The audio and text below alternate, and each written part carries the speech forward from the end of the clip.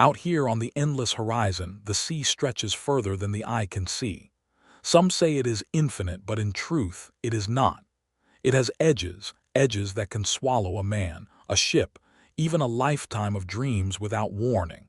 The wind moves across the waves, gentle and soft at times, and then it roars like a living thing, as though the ocean itself is breathing, warning you, threatening you, testing you. And yet in that vastness, there is peace, a fragile, fleeting peace, the kind that few ever truly appreciate until it is gone. The MV Horizon drifted slowly on the gray morning waters.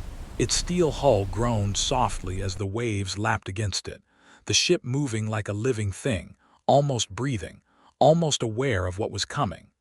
On deck, the crew moved with a rhythm only those who live at sea can understand. Hands roughened by years of work, eyes tired from countless nights under starlight, yet hearts still carrying hope, hope that this voyage, this long, unforgiving journey would bring them safely to the next port, to their families, to their lives. Captain Elias Navarro walked the deck, slow and deliberate, each step measured. A man shaped by decades at sea, his face weathered, hands calloused, eyes that had seen storms no one else could imagine. He had a quiet presence, one that commanded attention not by force but by the subtle weight of experience.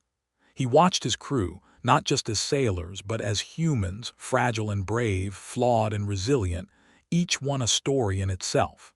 One sailor adjusted a rope, the creak of steel echoing softly. Another quietly sipped from a chipped mug of tea, staring out at the gray horizon. Somewhere below deck, someone hummed a soft tune, a melody from home as if to remind themselves, and perhaps the sea itself, that life still existed beyond the waves. The wind was light, the kind that brushes your skin without biting. It was deceptive. For out here on this quiet morning, danger does not announce itself.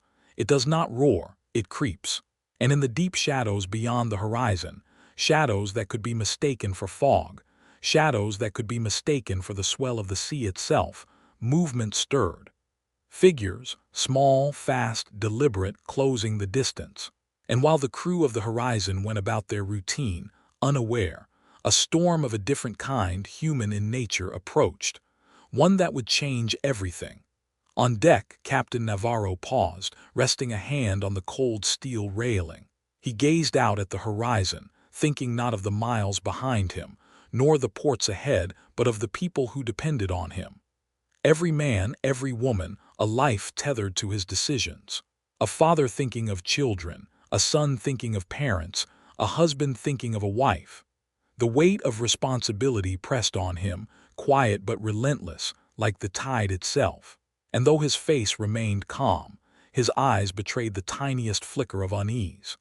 There is a feeling sailors learn, the kind you do not speak of, a subtle intuition that danger is near, that even when the sky is gray and calm, the world can shift in an instant. Below deck, the crew worked quietly. A young sailor, barely out of his teens, adjusted a stack of cargo crates. His hands trembled ever so slightly, fatigue, yes, but also a whisper of something else, a feeling he could not name. He glanced at the small photograph taped to the bulkhead, a smiling child holding a worn teddy bear. He had been away for months, each day stretching like an ocean he could not cross. And yet he carried on, for his family, for duty, for life. The ship hummed with the small, intimate rhythms of humanity, the soft shuffle of boots, the occasional laugh, the quiet sighs, the unspoken bond of people sharing space in an unforgiving place. Outside, the waves began to grow restless, not violent, not yet, but stirring. Small whitecaps formed, the swell shifting. A gull cried in the distance. Captain Navarro's eyes followed it unconsciously, almost like reading an omen in the movement of a bird. There was nothing to see, yet everything was happening. The calm of the sea was a mask, and soon, very soon, it would slip. Meanwhile, far beneath the surface of the ocean, in the cold, silent depths, another world existed. A world of precision, of patience, of preparation. The USS Spectre moved like a shadow, invisible, almost unreal. Inside, a team of men and women prepared, knowing, sensing that somewhere above, lives were in peril. Commander Armin Rizam moved among them, quiet, deliberate, his presence commanding without shouting. His eyes, sharp and calculating, flicked over every detail, gear checks, weapon calibrations, tactical briefings. And yet there was more than strategy in his gaze. There was memory, a past that haunted him, a mission he had failed before, a life lost under similar circumstances. He could not allow that to happen again. Armin's thoughts were interrupted by the soft voice of Lieutenant Sarah Kwon, fingers flying over a terminal, intercepting signals, scanning frequencies. Her voice carried the mix of fear and determination that made her one of the best. The room held a quiet intensity, the kind that builds only when stakes are immeasurably high. Malik Hassan, the team's heart, laughed softly, a joke barely audible, trying to break the tension. And Leo Torres, youngest among them, struggled to steady his hands, his heart hammering in his chest. Each member of the team felt the weight of what they were about to do. Lives, human lives, hung in the balance, and they would be the ones to carry that burden. Back on the horizon, the crew moved unknowingly closer to the storm. Captain Navarro stood silent, watching the horizon. He did not see the approaching danger, but he felt it, like a vibration through the deck beneath his feet, like a shiver through the bones of the ship itself. And as the sun began to rise, painting the clouds in muted orange and gray, the world seemed poised on the edge of change. For out here in the calm of the sea, one must always be ready, for the tides are never truly still, and life can shift in the blink of an eye. The young sailor below deck hummed the same tune, unaware that in minutes, in moments, the melody would be drowned by chaos. Captain Navarro adjusted his jacket against the wind, feeling a chill that had nothing to do with temperature. Somewhere in the distance, a shadow moved over the waves, small, fast, deliberate. And though the crew of the horizon would not see it yet, the first stirrings of a nightmare had begun. Out there, beyond the horizon, danger moved like a predator. And those who lived by the sea, those who knew its moods, whispered of it in their hearts. A storm was coming, and this storm was not of wind or rain.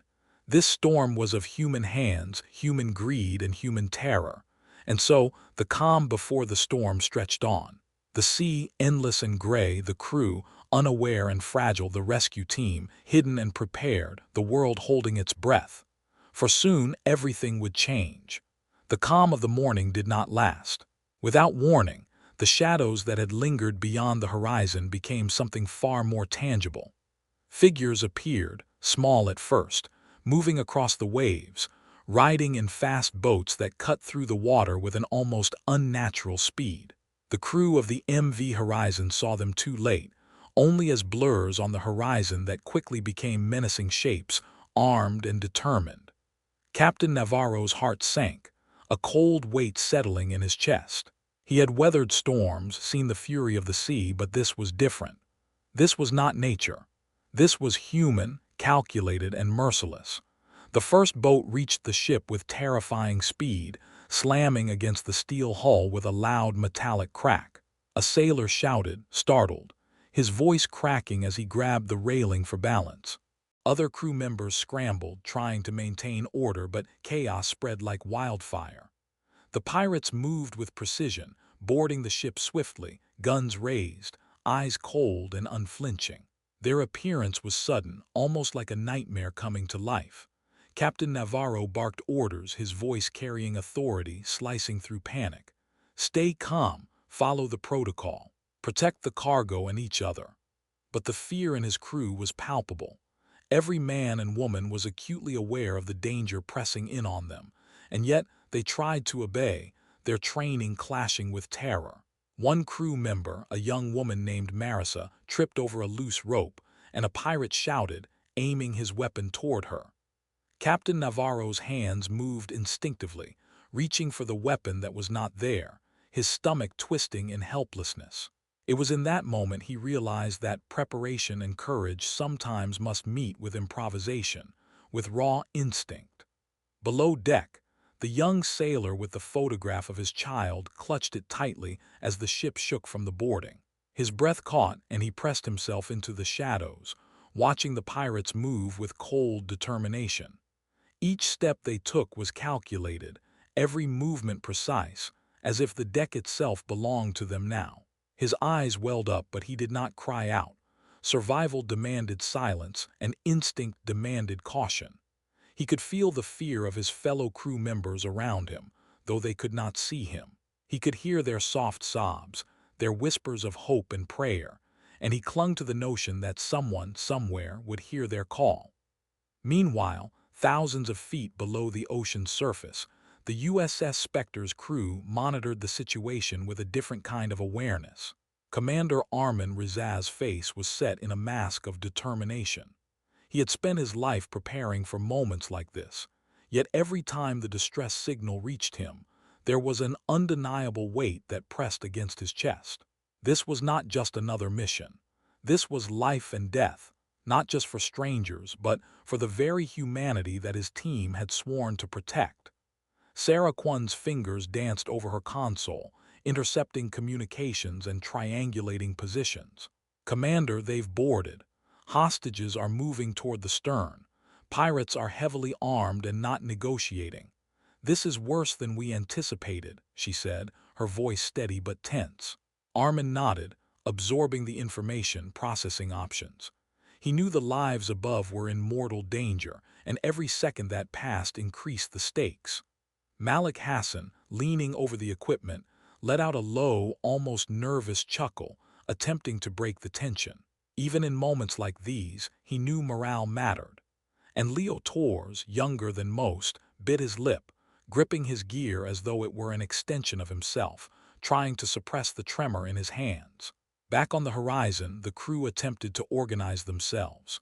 The pirates moved quickly, taking control of key areas, threatening anyone who hesitated.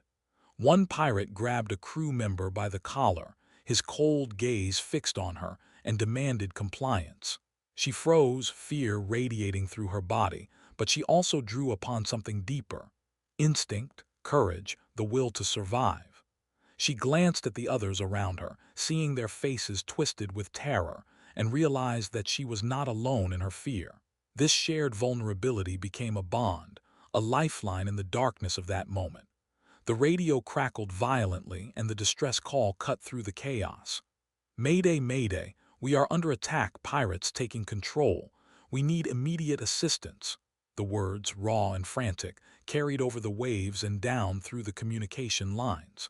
It was a voice of desperation, a voice that pierced even the trained minds of the rescue team below. Armin heard it, and something tightened in his chest. Lives were depending on him, and the knowledge of that responsibility was both a burden and a fuel for action. He did not hesitate. Orders were given swiftly, quietly, with precision. The team prepared to mobilize. Equipment was checked, weapons were readied, and every member reviewed their role in their minds. Every muscle, every thought, every breath focused on the task ahead.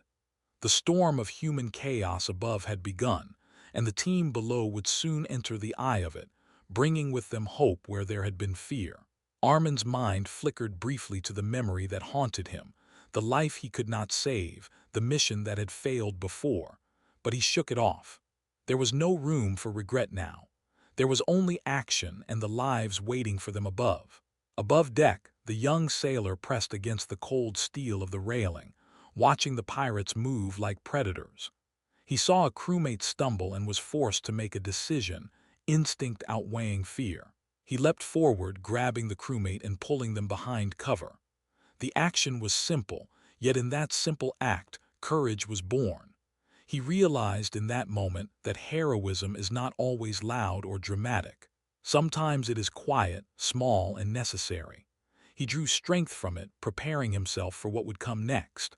Captain Navarro moved among his crew, directing them, supporting them, steadying their resolve with calm words and decisive actions. "Stay together. Do not panic, we will get through this," he said, his voice carrying the weight of authority but also empathy. Every word was deliberate, every gesture purposeful.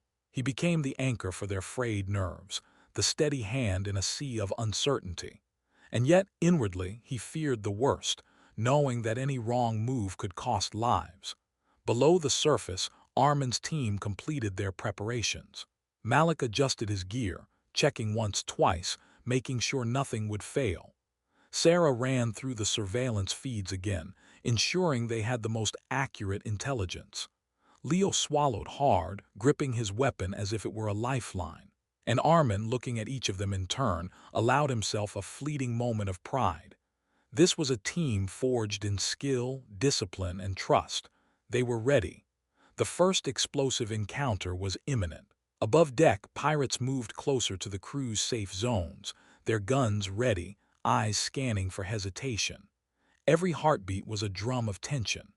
Crew members whispered prayers under their breath, holding onto small items of comfort, photos, letters, trinkets, that connected them to the lives they longed to return to. And above them, unseen, Armin's team prepared to descend, to pierce the chaos with precision and hope. Then the storm fully revealed itself. Shouts erupted, weapons fired, the clash of metal on metal rang out. Crew members screamed, ducked, and ran, the world around them reduced to instinct and survival. Captain Navarro moved through it like a conductor, guiding his orchestra of fear, bravery, and desperation, ensuring that even in chaos there was direction. Every step was measured, every command considered. And all the while, the lives above and below the waves became intertwined in a dance of fate, courage, and human will. The young sailor moved with a purpose he did not yet fully understand, rescuing those in immediate danger, protecting the vulnerable, and discovering the limits of his own fear. In that crucible of chaos, heroes were quietly forged, their names unknown, their deeds unrecorded, yet the weight of their courage was monumental. And somewhere, deep below, Armin and his team prepared to become the difference between life and death, stepping into a storm that was as human as it was merciless, as unpredictable as the sea itself. Above the horizon, the first rays of the sun began to pierce the gray morning. The light touched the steel of the ship, glinting off weapons, reflecting in terrified eyes, illuminating the human drama that unfolded in real time. The calm had been shattered. The storm had begun, and the world for these people would never be the same again. Beneath the surface of the restless ocean, the USS Spectre moved like a phantom, silent and unseen, yet aware of everything above. The waves thrashed against the hull, indifferent to the drama unfolding on the deck of the Horizon, yet perfectly attuned to the urgency of the task at hand. Inside, the atmosphere was quiet, almost reverent, punctuated only by the subtle clicks of equipment, the soft hum of power systems, and the measured breathing of the crew. Each member moved with deliberate precision, fully aware that the lives they were about to touch could be lost in an instant if they faltered. Commander Armin Rizat stood in the center of the compartment, surveying his team. His face was calm, unreadable, but the eyes behind it were sharp, calculating, alive with the tension that comes with absolute responsibility. He understood that every decision mattered, every hesitation could cost lives. This was not a training exercise. This was real. There was no room for error.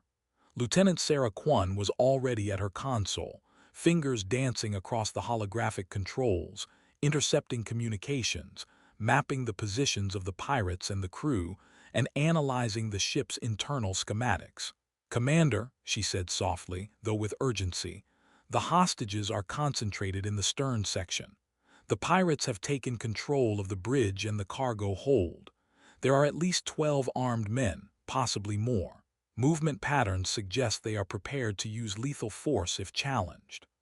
Armin absorbed this information without a word, letting it settle into the quiet certainty of his mind. He thought of the crew of the Horizon, the families, the hopes, the human lives tethered to his decisions. His gaze swept the team, taking in Malik Hassan, who was methodically checking explosives and breaching equipment, his hands steady, his face composed. Malik had a way of balancing seriousness with humor, and even now he allowed himself a brief smirk, the tension in the room eased slightly by his presence. Leo Torres, the youngest member of the team, shifted nervously, gripping his gear. This was his first real operation under live threat conditions. His hands trembled, not from inexperience, but from the weight of the lives that depended on him. Armin stepped closer to him and placed a firm hand on his shoulder. "Trust your training," he said quietly. "Trust yourself. Every step you take, every decision, it will matter. But you are ready. You must believe it because others will." The team gathered around the tactical map, projected in 3 dimensions in the center of the room. Armin traced the outline of the horizon with his finger, highlighting the areas under pirate control and marking the safest access points for the rescue operation. He spoke deliberately, outlining each phase: reconnaissance, insertion, securing hostages, neutralizing threats, and exfiltration.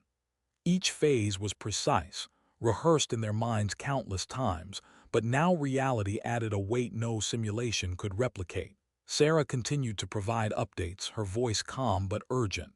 "Bridge is fortified. They've set up barricades using containers. Cameras are operational, so any misstep will be noticed. Hostages are being moved in shifts, likely to maintain control over them. There are civilians in every corridor, making precision critical. Any mistakes and lives will be lost." Armin nodded. "We will move with precision and coordination. No hesitation. We have trained for moments like this. We will not allow fear to dictate our actions. Everyone knows their role. Everyone knows the stakes. And everyone understands failure is not an option." His voice carried an edge, not of anger, but of the absolute certainty that comes with responsibility. Malik spoke next, his voice steady, infused with a rare solemnity. "Entry points are secured. Breach charges are ready. Smoke and flashbang deployment is planned to minimize civilian risk while giving us tactical advantage. Timing will be critical." He looked at Armin, his expression reflecting both readiness and understanding of the emotional weight of what lay ahead. Leo swallowed hard. What if something goes wrong? What if someone doesn't make it? His words were not weakness but honesty, the kind that comes from facing the impossible. Armin's gaze met his, firm but not harsh. "We cannot control every outcome. We can only act with skill, with courage, with humanity. But if we hesitate, if we doubt ourselves, more will suffer. Trust in your training, trust in each other, trust in the mission. That is all we can do." Sarah interjected, a note of resolve in her voice. "I've hacked the ship's internal communication system. We can monitor pirate movement in real time. We can guide our team to the hostages with minimal exposure. The advantage is ours, but it will require flawless execution." As the team finalized their preparations, the USS Spectre slowed, positioning itself directly beneath the horizon. Armin led the way to the boarding hatch, checking each member of his team. He ensured their equipment was secure, weapons loaded, and communications active. Every detail mattered. Every oversight could be fatal. The weight of the lives above rested squarely on their shoulders. Outside, the ocean churned with increasing intensity. The morning sun cast fractured light across the waves, reflecting off the steel of the horizon and glinting on the water in sharp, blinding flashes. The storm of human intent was upon them. The pirates above were organized, prepared, and ruthless. Yet below, in the silent depths of the Spectre, the rescue team moved like shadows, invisible and patient, preparing to strike where it mattered most. Armin crouched, taking a final moment to assess. "We move in 3 minutes," he said. "Timing is everything. Remember, the hostages are our priority. All else is secondary. This is not a drill. This is life and death." He turned, surveying each member. Their faces were calm, yet beneath the surface there was the same intensity he felt, every thought focused, every nerve primed for action. They were ready. Malik checked the placement of breaching charges again. "Everything is in place. Once we breach, it's all on timing and coordination. Any hesitation will cost lives. We cannot fail." Leo adjusted his vest, taking a deep breath. "I'm ready," he said quietly, not bravado, not show, but truth. Sarah completed her final scans, her voice calm but resolute. "All points monitored. We can see every corridor, every staircase, every hold." The team can move with confidence. Armin gave a single nod. Then let's move. Remember, we go in shadows so others can see the light. Hold that in your minds and let it guide every step. The team moved toward the hatch. Silence reigned for a moment, thick and heavy with anticipation. The ocean around them roared softly, the waves indifferent to the lives above or below. Yet within this moment of calm before the descent, there was a shared understanding among the team, a bond forged in training, trust, and the knowledge that they were about to step into the most dangerous situation of their lives. Armin led the way, descending into the void between the USS Spectre and the horizon.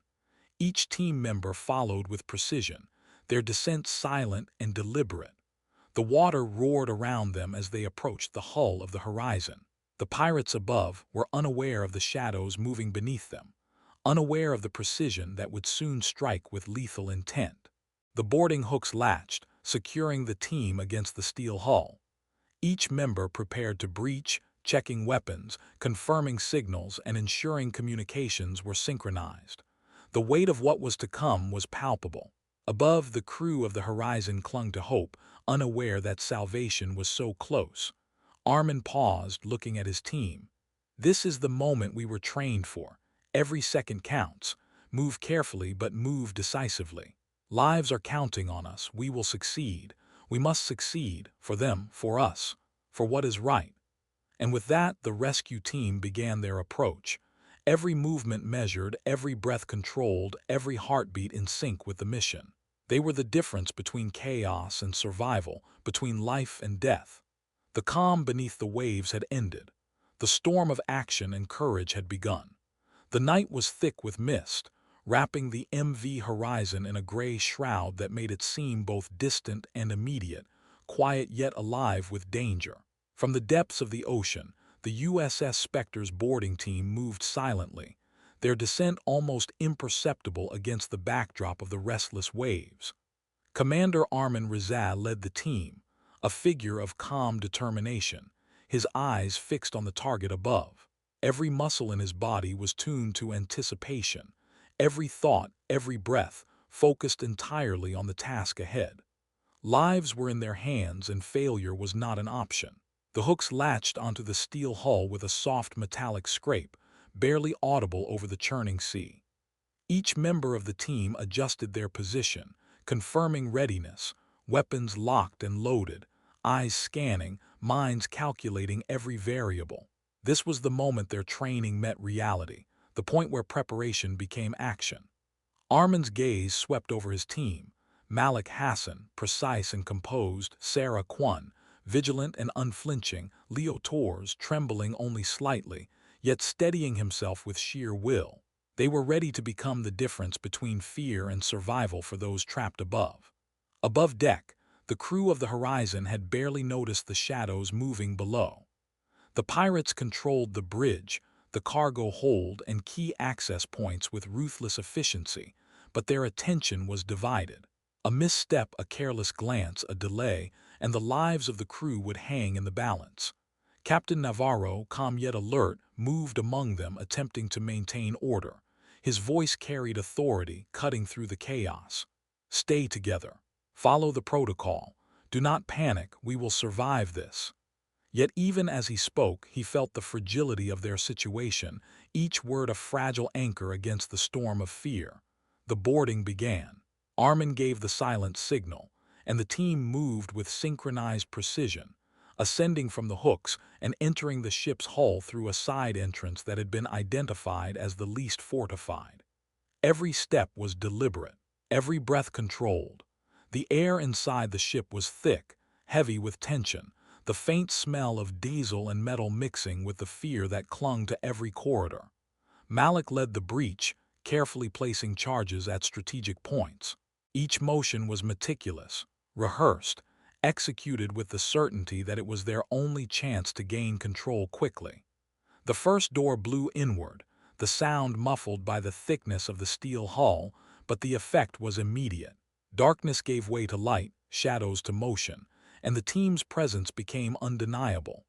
Pirates reacted, shouts of surprise cutting through the quiet like knives, weapons raised in sudden awareness of the intruders. The first encounter was swift and chaotic. A pirate charged from behind a stack of cargo, weapon raised. Malik intercepted, neutralizing the threat with precise efficiency, but the immediacy of the action caused hearts to race, nerves to tighten. Leo followed, spotting a crew member pinned by fear against a wall. Without hesitation, he pulled the sailor to safety, positioning them behind cover, instinct overriding doubt. He realized in that moment that courage was not a matter of age or experience. It was a matter of necessity. Sarah moved with calculated calm, securing hallways, disabling surveillance, guiding the team toward the hostages. Her eyes flicked over every detail, noting the smallest movements, interpreting the faintest sounds. She communicated silently with Armin, confirming positions, tracking pirate movements, and ensuring that no crew member remained exposed. Each corridor secured brought the team closer to the heart of the ship and the lives they were sworn to protect.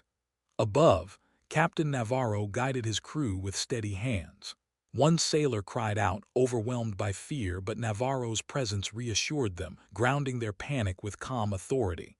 "You are not alone," he said, voice firm but compassionate. "We will make it through this. Trust each other. Trust yourselves." The young sailor with the photograph of his child held it tightly, finding strength in the image of innocence and love. Every heartbeat was a drum of determination, every step a small act of defiance against the chaos around them. The first wave of confrontation reached its peak. Pirates scrambled to respond, but the rescue team moved like shadows, striking with precision. Shots rang out, sharp and controlled, neutralizing threats without unnecessary risk to the crew. Smoke began to fill the corridors as flashbangs disoriented the remaining pirates. The team's actions were deliberate, choreographed, yet organic, flowing naturally from training, trust, and instinct. In one corridor, Leo and Malik cornered a pirate who had been attempting to force a crew member into compliance. The young sailor froze, his fear almost paralyzing him. Malik moved first, disarming the threat with a swift, clean maneuver, while Leo guided the sailor to safety. The realization struck them both simultaneously. Bravery was not the absence of fear but action in spite of it. Captain Navarro watched the rescue team's movements from the deck above, aware of the precision and skill they brought. His relief was tempered by the constant tension of the situation. Each moment carried the possibility of disaster. Yet he understood, perhaps better than anyone, the importance of trust. Trust in the team descending from the shadows, trust in the instincts of the crew, trust in the small, quiet acts of courage that kept them moving forward. As the team advanced, they discovered hostages in small, makeshift holding areas. One by one, they guided them to safer positions, calming them with gentle words, assuring them of their safety. Every rescued individual was a victory, a reinforcement of purpose, a reminder of why they had trained for this, why they had faced countless hours of preparation for a moment such as this. The pirates regrouped, attempting to mount resistance, but the rescue team's presence was overwhelming. Each maneuver was coordinated, each strike calculated, and the chaos above was countered by the methodical control below. The first major encounter concluded with the pirates temporarily neutralized, their initial confidence shattered. And yet, the danger was far from over. The ship was a labyrinth, each corridor a potential threat, each hold a possible trap.